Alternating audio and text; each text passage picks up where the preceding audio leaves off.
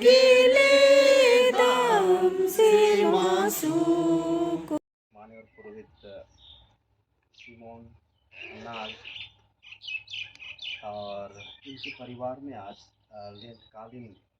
Lent आराधना हम लोग कर पा रहे हैं। और यह परमेश्वर की उपस्थिति इस प्रकार से कि वह आदम और हवा के साथ अपने स्वरूप और अपने समानता में बनाए उनके साथ वह आया करता था मिलने के लिए संध्या के समय में। तो हम भी उस परमेश्वर की उपस्थिति में, उस पवित्र आत्मा की उपस्थिति में कि उसकी आराधना करें कि वो अभी हमारे साथ है, पवित्र आत्मा हमारे साथ है। हेलो गाइज, कैसे हैं आप लोग? मैं अच्छी हूँ, आप लोग भी अच्छे होंगे। दोस्तों, आज मैं फिर कहीं जा रही हूँ। कहाँ जा रही हूँ, मेरे वीडियो में बने रहिए, आप लोगों को पता चलेगा। दोस्तों, यदि आप पहली बार मेरे चैनल पे आते हैं तो ज़रूर से लाइक करना, शेयर करना, मेरे वीडियो में बने रहिए।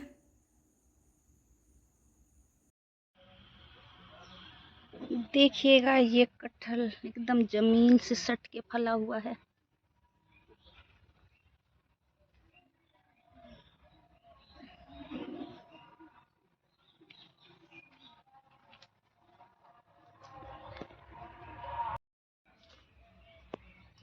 देखिएगा, इस कटहल के साथ ये लोग फोटो खिंचा रहे हैं। कटहल को भी दिखा देते हैं। जमीन से सट के खिला हुआ है, खिला हुआ नहीं, फला हुआ है।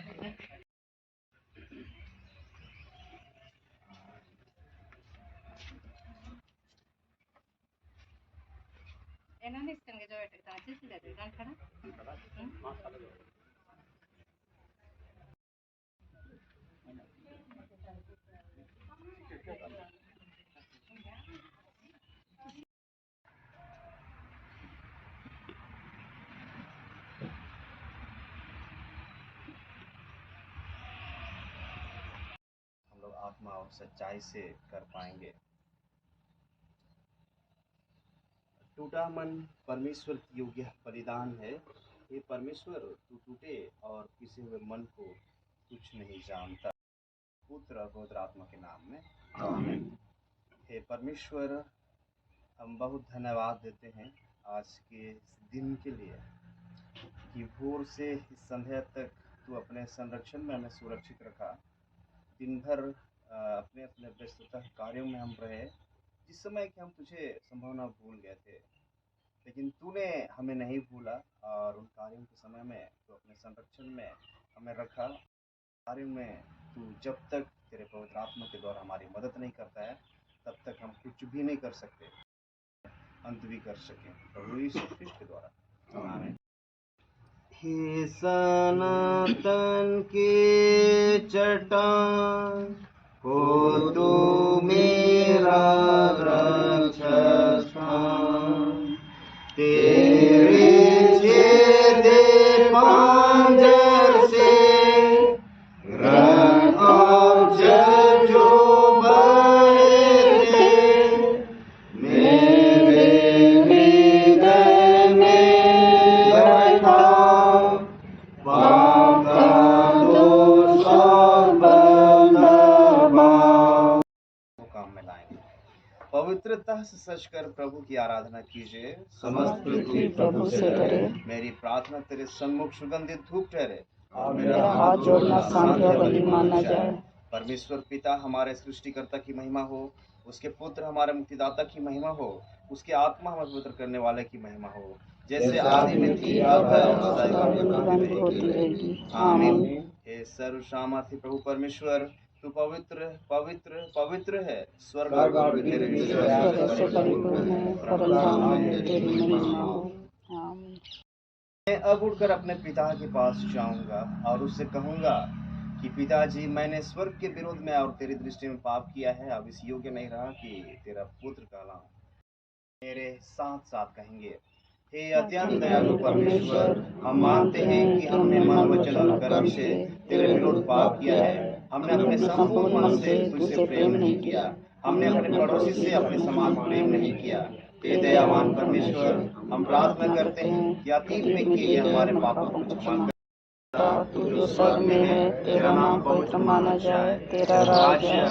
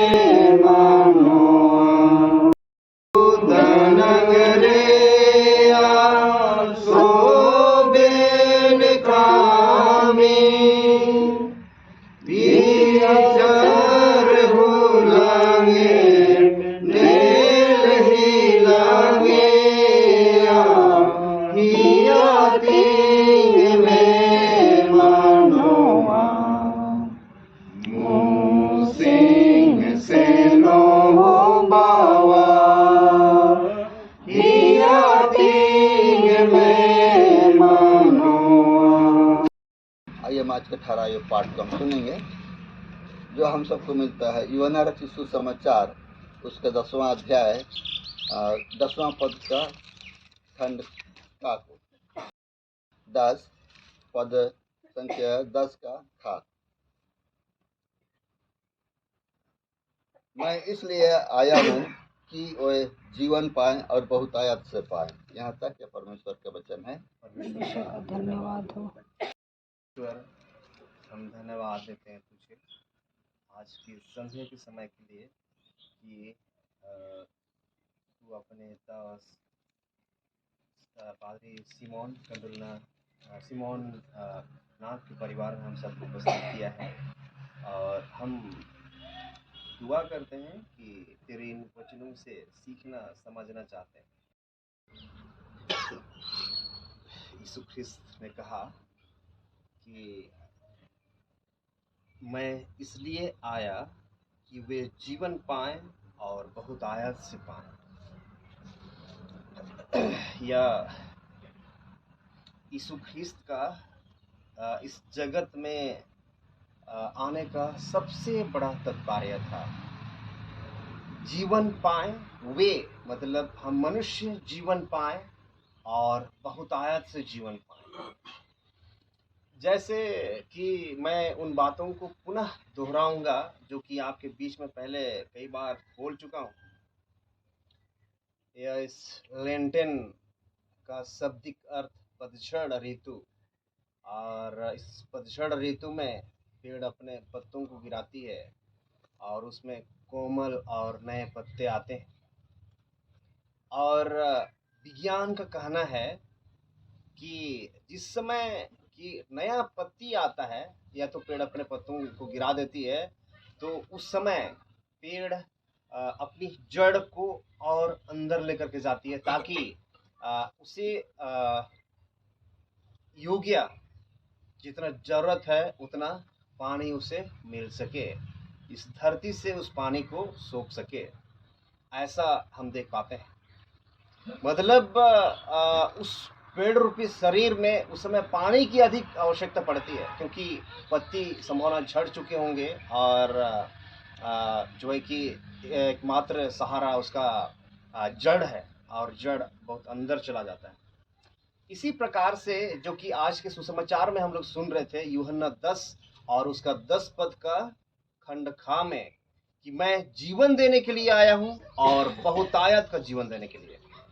हम जीवन को अर्थात कि परमेश्वर के वचन को ग्रहण करेंगे और बहुतायत से ग्रहण करेंगे, तब जाकर के उस बहुतायत का जीवन को हम प्राप्त कर पाएंगे, ऐसा कुछ प्रतीत होता है। आइए इस जीवन के विषय में थोड़ी देर हम लोग परमेश्वर के इस वचन से सीखने का प्रयास करें और समझने का प्रयास करें ताकि हम इसे अपने जीवन में लागू कर सकें।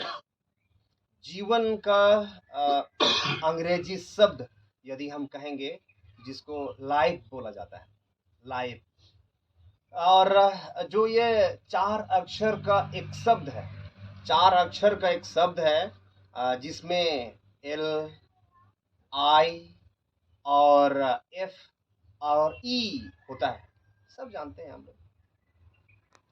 और जिसका फुल फॉर्म होता है, सबसे पहले एल का हम लोग सीखेंगे, लविंग थ्रू क्राइस्ट। और इसका हिंदी अर्थ कुछ इस प्रकार से निकलता है कि यीशु मसीह सच्चाई से हमें प्यार कर रहा है, करता नहीं है, प्यार कर रहा है, इस प्रकार से कुछ निकलता है। और तब इस जीवन में उस प्रभु यीशु ख्रिस्ट का प्यार, प्रेम, जैसे उनके कुछ वचनों से हम देख पाते हैं। जैसे कि आज के सुसमाचार में इसलिए वो आया कि मैं जगत के लोगों को जीवन दे सकूं और बहुतायत का जीवन दे सकूं। इससे संबंधित जो यूहन्ना 3:16 में भी हमें बताया गया है कि परमेश्वर ने जगत से ऐसा प्रेम रखा कि उसने अपना इकलौता पुत्र यीशु ख्रिस्त दे दिया कि जो कोई उस पर विश्वास करे नष्ट ना होगा वरन अनंत जीवन को प्राप्त करेगा। कोई परमेश्वर के पुत्र मसीह यीशु पर विश्वास करता है और उसके अनुसार चलता है तो वह व्यक्ति जो जीवन पाएगा और वह नष्ट नहीं होगा, क्योंकि इस जगत के जीवन के बाद भी और एक जीवन है और उस जगत में हम जीवन को जी पाएंगे। उस जगत के जीवन की बात वह कर रहा है, समझ पाएंगे। जैसे एक सिक्के के 2 पहलू होते हैं और जैसे कि हमारा जगत का जीवन का भी 2 पहलू होता है। पहला कि यह शारीरिक जीवन हमें मिला है, यह पहला पहलू है। दूसरा कि हम शारीरिक जगत का जीवन के बाद हम मरेंगे भी। हमने इस जगत का जीवन को ग्रहण किया है, मतलब मृत्यु को भी ग्रहण करना ही होगा कि सब झूठों का भाग उस शील में मिलेगा जो आग और गंधक से चलती रहती है, या दूसरी मृत्यु, ऐसा उसने कहा है। मतलब कि उस मृत्यु से हट करके मैं तुझे जीवन देने के लिए आया हूं और बहुतायत का जीवन देने के लिए आया हूं, उसका कहना है। मृत्यु तय है, मृत्यु के बाद और एक जीवन है। और यदि इस जगत के जीवन में हम उस परमेश्वर के प्रेम को जो यीशु मसीह के द्वारा हमें प्राप्त है, और जिस प्रेम के विषय में रोमी हमें बताता है कि यह एक जयवंत से भी बढ़कर है, और इस प्रेम से ना ही हमें कोई स्वर्गदूत और ना ही अवधूत, ना ही ऊंचाई, ना ही नीचा, ना ही कोई गहराई, और ना ही सृष्टि की कोई वस्तु, ना ही वर्तमान ना भविष्य हमें उस प्रभु यीशु ख्रिस्त के प्रेम से अलग कर सकता है जो मसीह यीशु में है। दूसरा अक्षर है आई। और तब इस आई का जो फुल फॉर्म कहा गया है इंस्पिरेशन, जिसका अर्थ है प्रेरणा। और प्रेरणा मतलब कि हमने परमेश्वर के एक आरंभ से उसने अपने लोगों को, अपने जनों को, अपने सेवकों को, अपने नबियों को, अपने दर्शियों को हमारे लिए नियुक्त किया है। हमारे लिए नियुक्त किया कि परमेश्वर के द्वारा उन तक परमेश्वर का वचन पहुंचाया जाए और उनके द्वारा हम तक प्रेरित होकर के कि हम परमेश्वर के वचन को ग्रहण करें और जीवन पाएं और बहुतायत का जीवन पाएं। और जो कि पौलुस भी अपनी पत्रियों में, याकूब अपने पत्री में, पतरस अपने पत्री में हमें प्रेरित करने के लिए, और यीशु ख्रिस्त तो खैर उसी के लिए वो आया कि मैं जीवन देने के लिए आया हूँ और बहुतायत का जीवन देने के लिए, स्वयं उसने कहा है और किया। बिल्कुल हकीकत बात है। और तब सभी उनके प्रेरित जो कि हमारे बीच में उन्होंने आज लिपिबद्ध करके एक पवित्र शास्त्र के रूप में इसे हम जानते हैं, और यह पवित्र शास्त्र है ही, और इस पर हम विश्वास करते हैं उसके वचन पर कि उनके द्वारा लिपिबद्ध किया हुआ वचन हमें प्रेरित करता है। और जो उसके बाद एफ अक्षर को हम देख पाते हैं, और एफ अक्षर का फुल फॉर्म होता है फ्रीडम। और इस फ्रीडम के विषय में जो है कि हमें यीशु ख्रिस्त स्वयं बोलता है। और आज़ादी, दो प्रकार की आज़ादी को हम लोग देखेंगे बाइबल में। और पहला है, यदि मैं गलत ना हूं तो यूहन्ना 8 और उसके 32 पद और 34 पद को हम लोग देखेंगे। 32 और 34 पद को, जहां पर लिखा हुआ हमें मिलेगा कि तुम सत्य को जानोगे और सत्य तुम्हें स्वतंत्र करेगा। और 34 पद को, 34 पद में इस प्रकार से लिखा हुआ हमें मिलेगा, मैं तुमसे सच सच कहता हूं कि जो कोई पाप करता है वह पाप का दास है। तुम सत्य को जानोगे और सत्य तुम्हें स्वतंत्र करेगा।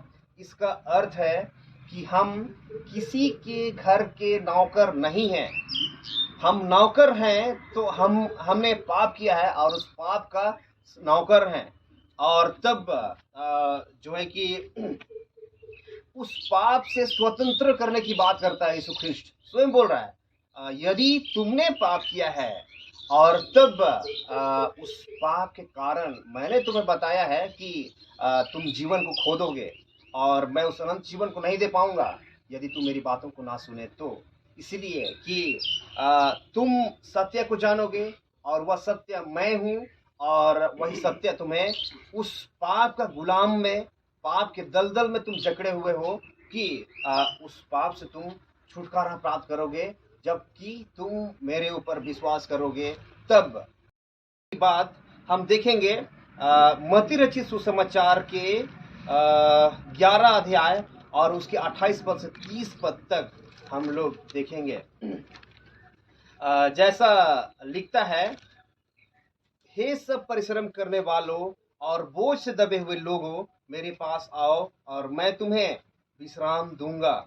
मेरा जुआ अपने ऊपर उठा लो और मुझसे सीखो, क्योंकि मैं नम्र और मन में दीन हूँ, और तुम अपने मन में विश्राम पाओगे, क्योंकि मेरा जुआ सहज और मेरा बोझ हल्का है।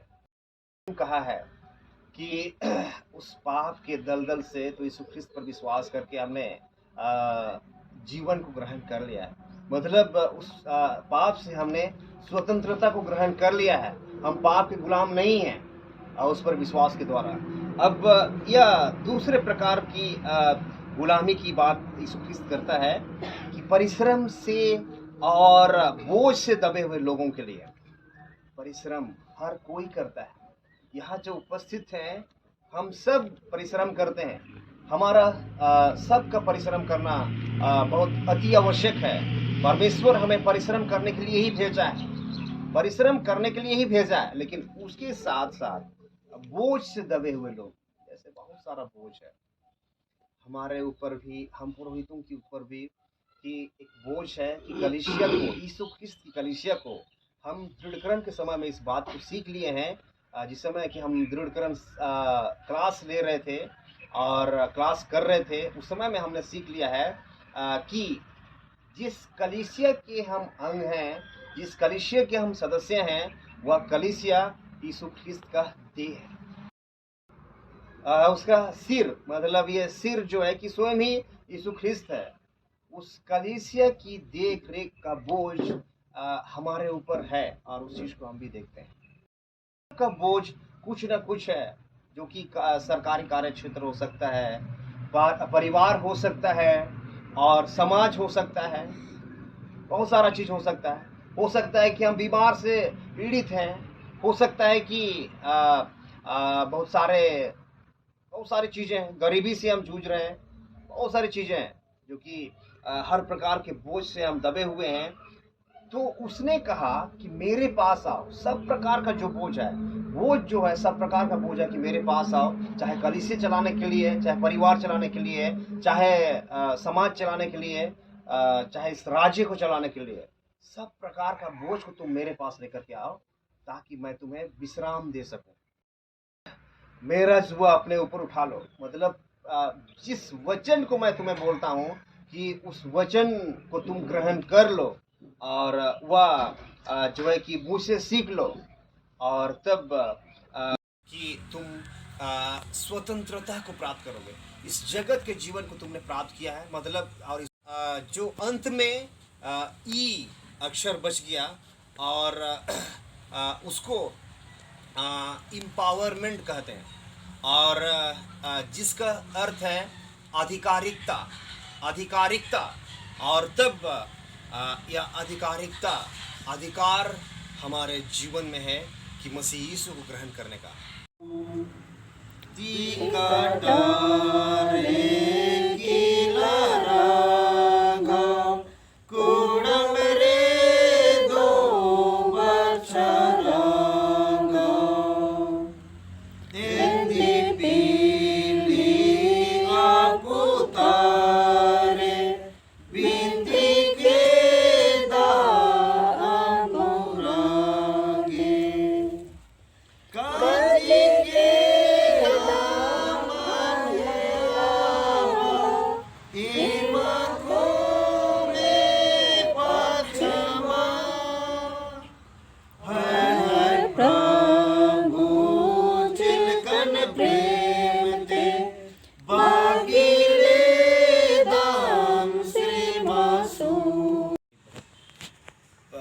अपना बहुत बड़ा प्रेम को इस परिवार में दिखाया है, और तूने इस परिवार को सुसंगठित किया है कि इस जगह पर रह कर के तेरी महिमा, तेरे सेवा के कार्यों को इस पुरोहित परिवार से होने पाए। हम धन्यवाद देते हैं, और उससे बढ़कर कि परमेश्वर तू अपने दाखलता के बारे में लाखों लोगों से अलग करके, जुदा करके तेरी कलीसिया की सेवकाई के लिए तूने उनको नियुक्त किया है। हम तुझे धन्यवाद देते हैं परमेश्वर। आज इनको हम मुरु धर्म जिला के जिला चेयरमैन के रूप में हम देख पाते हैं। हम तुझे धन्यवाद देते हैं परमेश्वर की इस मुरु धर्म जिला को युग रीति से देख सके, अपनी संपूर्ण सामर्थ अपने दास मानव पुरोहित सिमोन नाग पर और उनके परिवार पर ऐसे आंसू कुंडेल की इनके अंडर 7 पैरी से रहेंगे, और उसमें कई मंडलियाँ होंगी। सभी मंडलियों को युग रीति से सेवा दे सके। अपनी संपूर्ण सामर्थ्य इन पर तुम्हें उंडेला है और होने दिया है कि वह सामर्थ्य तुम्हें दिया है, और होने दिया है कि सेवा को आप पूरा कर पाएंगे। परमेश्वर हम दुआ करते हैं कि शैतान तो चाहता है कि तेरे लोगों को कब फाड़ खाए, लेकिन इस परिवार में किसी प्रकार की वह अपनी अनहोनी घटनाओं को अंजाम देने वाला है। और यदि शैतान की फटकारियाँ हैं तो उसे हम यीशु मसीह के नाम से दूर करते हैं कि तू ही दूर कर, और सुरक्षित, स्वस्थ, भले चंगे और शैतान के हर कार्यों से वंचित रह करके तेरी कलीसिया और जिस भी सेवा के लिए इस परिवार के जनों को तूने नियुक्त किया है कि उन कार्यों को पूरा कर सके। बच्चे इस समय ज्ञान की खोज में हैं, ज्ञान की खोज के कार्यों को पूरा करें और तुझे बने रहें, तेरी इच्छा के अनुसार वे जीवन को व्यतीत करें। ऐसा अनुग्रह और आशीष परिपूर्ण परमेश्वर हम दुआ करते हैं कि तू आप इस परिवार पर अपनी उनकी आवश्यकता की वस्तुओं को समय की परिपूर्णता में उनको दिया कर, और भांति भांति के विपत्तियों से बचा, तुझ में बने रहें और तुझ में बने रह करके तेरी कलीसिया अथवा समाज अथवा सरकार के कार्यों को योग्य रीति से पूरा कर सकें, और तुझे महिमा मिल पाए उनके कार्यों के द्वारा। परमेश्वर होने दे कि अब हम यहाँ से विदा होते हैं। जिस बात तू आने के क्रम में हमारे साथ हो लिया था, वापस लौटने के क्रम में हमारे साथ हो, कि हम शांति दे। सदा दया करना तेरा स्वभाव है, पापों को क्षमा करना तेरा ही काम है। इसलिए दयावान प्रभु हमें छोड़ दे, अपने लोगों को जिन्हें तूने छुड़ा लिया है छोड़ दे, अपने दासों के साथ जो निकृष्ट और आधम पापी हैं न्याय स्थान में ना ले जाए।